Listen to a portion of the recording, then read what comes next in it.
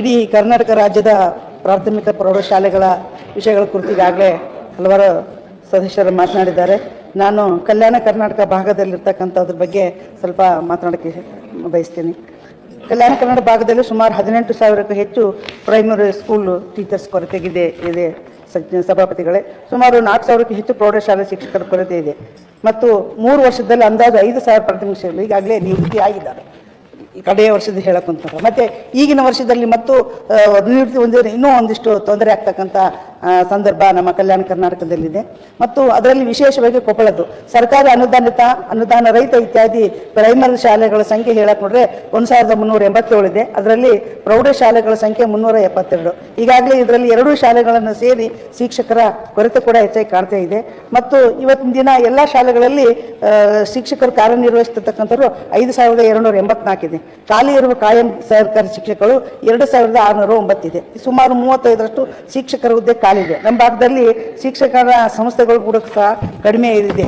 ಅದಲ್ಲದೆ ಈ ಸಲ ಬಂದಿರತಕ್ಕಂಥ ಫಲಿತಾಂಶ ನೋಡಿದಾಗ ನಿಜವಾಗ್ಲೂ ಬಹಳ ಬೇಜಾರು ಅನಿಸ್ತದೆ. ಕಳೆದ ಸಾಲಿನಲ್ಲಿ SSLC ಫಲಿತಾಂಶಗಳು ಕೊಪ್ಪಳ ಜಿಲ್ಲೆಯಲ್ಲಿ ರಾಜ್ಯದಲ್ಲಿ 30ನೇ ಸ್ಥಾನ ಕೂಡ ಪಡೆದಿತ್ತು.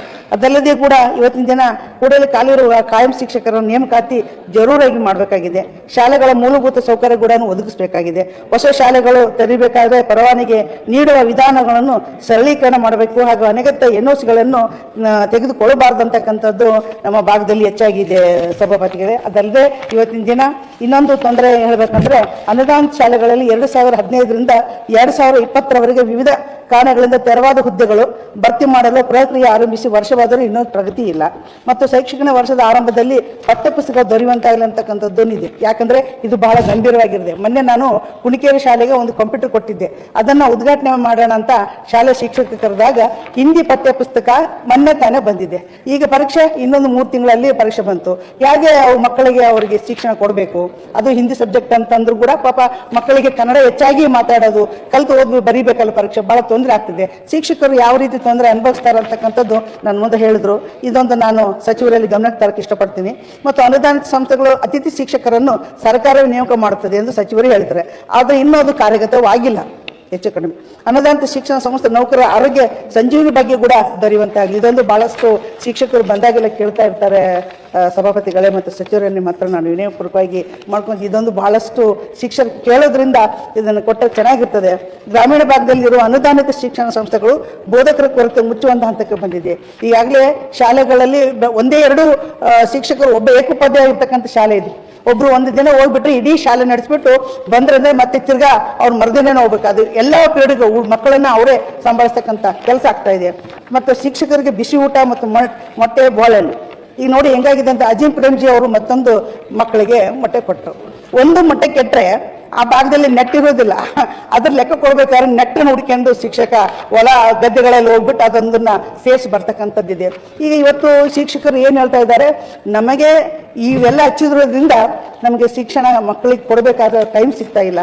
ಬೆಳಗಿಂದ ಬರೀ ಬಿಸಿ ಊಟದ್ದು ಮೊಟ್ಟೆ ಲೆಕ್ಕಿಡೋದು ಇದೇ ಒಂದು ಕೆಲಸ ಆಗೋಗ್ಬಿಟ್ಟಿದೆ. ಅದನ್ನು ಬೇರೆಯವ್ರಿಗೆ ವಹಿಸಿದ್ರೆ ಚೆನ್ನಾಗಿರ್ತದೆ. ಯಾಕಂದ್ರೆ ಪರೀಕ್ಷೆಗಳಲ್ಲಿ ರಿಸಲ್ಟು 100% ಕೇಳ್ತಾರೆ. ಅಂಥದ್ರಲ್ಲಿ ಇವೆಲ್ಲ ಬಂದಾಗ ಮಕ್ಕಳನ್ನ ನಾವು ಹಿಡಿದಿಟ್ಕೊಳಕ್ ಆಗೋದಿಲ್ಲ ಅಂತಕ್ಕಂಥ ಶಿಕ್ಷಕರು ನನ್ನ ಮುಂದೆ ಹೇಳ್ಕೊಂಡ್ರು. ಅನುದಾನ ಸಂಸ್ಥೆಗಳಲ್ಲಿ 2020ರಿಂದ ಖಾಲಿಯಾದ ಹುದ್ದೆಗಳು ಸಹ ಭರ್ತಿ ಮಾಡಲು ಕ್ರಮ ಕೈಗೊಳ್ಳಬೇಕು. ಇಲ್ಲದಿದ್ದರೆ ಗ್ರಾಮೀಣ ಭಾಗದಲ್ಲಿ ಮಕ್ಕಳ ವಿದ್ಯಾಭ್ಯಾಸಕ್ಕೆ ತೊಂದರೆ ಆಗ್ತಕ್ಕಂಥದ್ದು ಬಹಳ ಇದೆ ಸಚಿವರೇ. ಇವತ್ತಿನ ದಿನ ಖಾಲಿ ಇರೋ ಹುದ್ದೆಗಳಲ್ಲಿ ತಾನೇ ಎಲ್ಲ ಶಿಕ್ಷಕರು ಹೇಳಿದ್ರು ಸರ್, ಎಲ್ಲರೂ ಸದಸ್ಯರು ಹೇಳಿದಂತೆ ಸರ್ ಆಯ್ತು ಎಲ್ಲ ಸದಸ್ಯರು ಹೇಳಿದಂತೆ ನನ್ನ ಕಲ್ಯಾಣ ಕರ್ನಾಟಕ ಭಾಗದಲ್ಲಿ 2020ರಿಂದ GPT ಶಿಕ್ಷಕರ ನೇಮಕಾತಿಯಲ್ಲಿ ಜೀವ ವಿಜ್ಞಾನ ಶಿಕ್ಷಕರ ಹುದ್ದೆಯಲ್ಲಿ ಸಾಕಷ್ಟು ಹುದ್ದೆಗಳು ಹಾಗೆ ಉಳಿದಿವೆ. ಉದಾಹರಣೆ ವಿಜಯನಗರ ತೆಗೆದುಕೊಂಡ್ರೆ 60 ಜೀವ ವಿಜ್ಞಾನ ಶಿಕ್ಷಕರ ಹುದ್ದೆಯಲ್ಲಿ ಕೇವಲ 30ರಿಂದ 40 ಅಭ್ಯರ್ಥಿಗಳು ಮಾತ್ರ ನೇಮಕಾತಿಗೊಂಡಿದ್ದಾರೆ. 20ರಿಂದ 30 ಹುದ್ದೆಗಳು ಹಾಗೆ ಉಳಿದಿವೆ. ಈಗ ಉಳಿದಂತ 6 ಜಿಲ್ಲೆಗಳಲ್ಲಿ ಸಹ ಜೀವ ವಿಜ್ಞಾನ ಶಿಕ್ಷಕರ ಹುದ್ದೆ ಹಾಗೆ ಉಳಿದಿರೋದ್ರಿಂದ ಈ ಕಷ್ಟ ಆಗ್ತಾ ಇದೆ. TET ಅರ್ಹತೆ ಪಡೆದು ಹುದ್ದೆಗೆ ಕಾಯ್ತಿರ್ತಕ್ಕಂಥ ಬೇಕಾದಷ್ಟು ಸದಸ್ಯರಿದ್ದಾರೆ. ಕಲ್ಯಾಣ ಕರ್ನಾಟಕ ಭಾಗದಲ್ಲಿ ಅಭ್ಯರ್ಥಿಗಳಿಗೆ ದಾರಿದೀಪವಾಗಿ ಇದೊಂದು ತಮ್ಮಲ್ಲಿ ನಾನು ಕಳಕಳಿ ಮನವಿ ಮಾಡ್ಕೊತೀನಿ.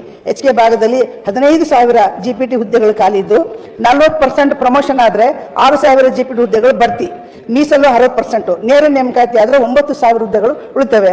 ಈ 9,000 ನೇರ ನೇಮಕಾತಿ ಹುದ್ದೆಗಳಲ್ಲಿ ಕಳೆದ ಬಾರಿ 5,000 ಹುದ್ದೆಗಳು ಅಧಿಸೂಚಿಸಿ 4,193 ಹುದ್ದೆಗಳು ಭರ್ತಿಯಾಗಿ 807 ಹುದ್ದೆಗಳು ಭರ್ತಿ ಆಗದೆ ಉಳಿದಿವೆ.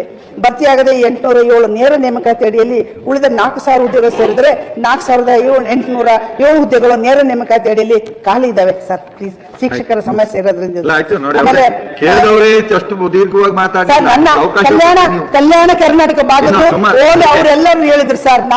ನಮ್ಮ ಭಾಗದನ್ನ ನಾನು ಸ್ವಲ್ಪ ಒಂದ್ 2 ನಿಮಿಷ ಮುಗಿಸ್ಬಿಡ್ತೀನಿ ಸರ್. ಕನಿಷ್ಠ 3,000 GPT ಹುದ್ದೆಗಳನ್ನು ಆದ್ರೂ ತುಂಬಲೇಬೇಕೆಂದು ಮುಖ್ಯಮಂತ್ರಿಗಳ ಶಿಕ್ಷಣ ಸಚಿವರಿಗೆ ತಮ್ಮ ಮೂಲಕ ನಾನು ಮನವಿ ಮಾಡ್ಕೊಳ್ತೀನಿ.